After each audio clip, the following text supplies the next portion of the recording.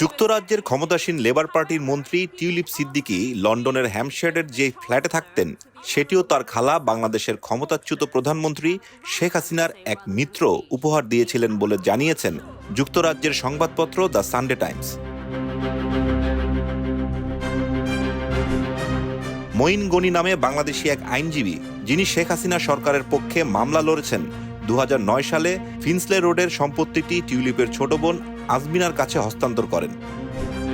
Sunday Times বলছে, জমি রেজিস্ট্রির নথিগুলো থেকে জানা গেছে যে তিনি বিনামূল্যে ওই ফ্ল্যাটটি আজমিনাকে দিয়ে দেন। এ সময় আজমিনার বয়স ছিল 18 বছর। পরে 2021 সালে তিনি ফ্ল্যাটটি $6,50,000 বিক্রি করে দেন।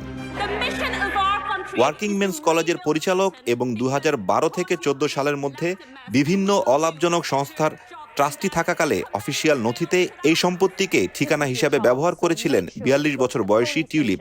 দ্য ফিনান্সিয়াল টাইমস সম্প্রতি জানিয়েছে, লন্ডনের কিংস ক্রস এলাকায় 2 বেডরুমের আরও একটি ফ্ল্যাট টিউলিপকে উপহার দিয়েছিলেন আওয়ামী লীগের এক ঘনিষ্ঠ আবাসন ব্যবসায়ী আব্দুল মোতাল্লিব।